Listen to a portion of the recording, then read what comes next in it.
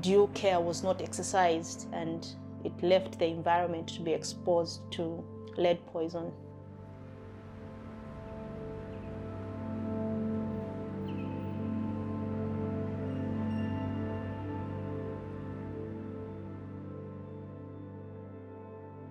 The risk of health has been shifted onto the communities. It's now mums and dads who don't have much money who have to live with this risk. Until the environment is cleaned, until there's proper clean-up, then this is going to continue. On a day-to-day basis, you don't, as a child, I was age under 7, your parents won't sit you down and say there is this thing called lead, but you become aware of it by the things you're told not to do. For instance, there are strict rules around playing with soil and making sure that you wash your hands, you don't put sort of the soil in your mouth, or making sure that if we do sort of grow any things like carrots, which we did, those are properly washed, or just being cautioned around playing around barefoot. At the age at which my children are, I cannot stop them from playing outside, and they would play in the soil, thereby exposing themselves to the lead, and this has caused them some health challenges. Women's experiences is also evidence, and that evidence needs to be at the heart of this issue, whether it's in the court or whether it's in the Zambian court or whether it's in the UK Parliament. At the heart of this is what's happening to real women and children.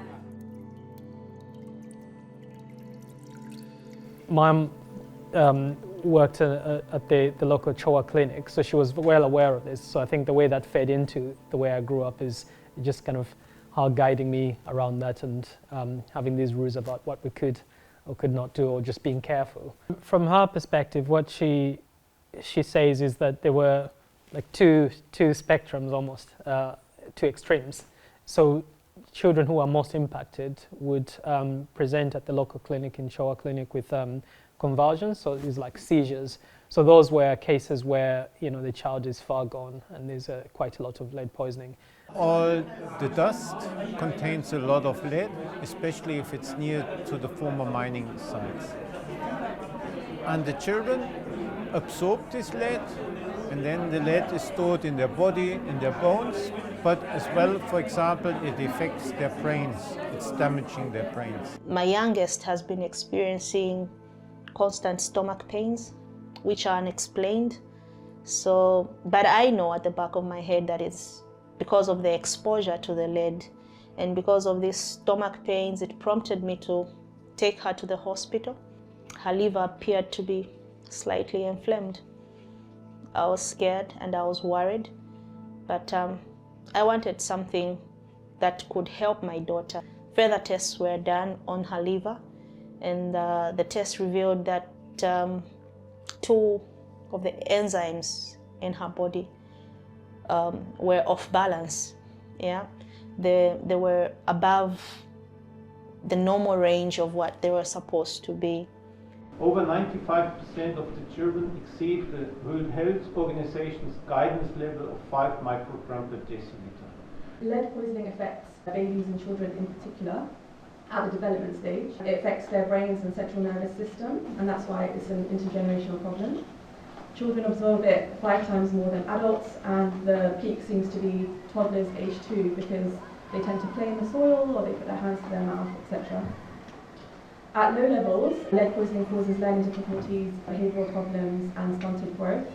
At high levels you can have damage to the liver, to the kidney, nerve, stomach, and convulsions and even fatalities. And in women, lead is transmitted through the placenta and through the breast milk, so there's risks of preeclampsia and miscarriage. Anemia was very prevalent, with 23% of the children being anemic, and they looked for stunting, and 25% of the children were stunted. The impact of lead pollution on farming and crops is negative. Crops do not grow so well in soils that are contaminated with lead. Actually, the growth of crops, like maybe let me talk about vegetables or maize, is stunted. And just by looking at the maize, for example, you would see that this maize is not healthy. Something is wrong with this maize. Fruit was very much a part of like growing up, but we now learn that it was also part of how lead transfers from the soil into the plants. So I enjoyed the fruit, and maybe just as well that I wasn't aware that you could ingest lead that way.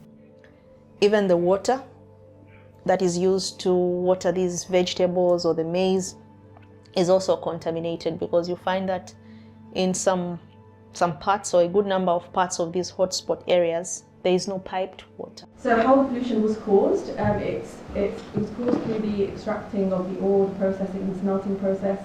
Smelter fumes send lead dust over surrounding soil.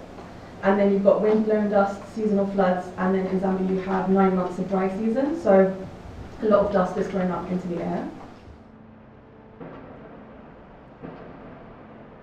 We believe that the mining activities were spearheaded by Anglo-American. These are the ones who earlier on operated the mine for a larger period of time before the mines were nationalized. So they have a larger share to play when it comes to lead contamination. It's now mums and dads who don't have much money who have to live with this risk, whereas a company with the resources could do a lot to basically shift the risk, whether it's the black mountains, the slag heaps that they have, which blow the dust, the lead poison dust into these communities. Companies have the resources to deal with that. In October 2020, Kabwe claimants applied for certification of a class action. So the class action against Anglo-American is brought by representatives of a group, a very large group of the members of the Kabwe community who've suffered from lead poisoning.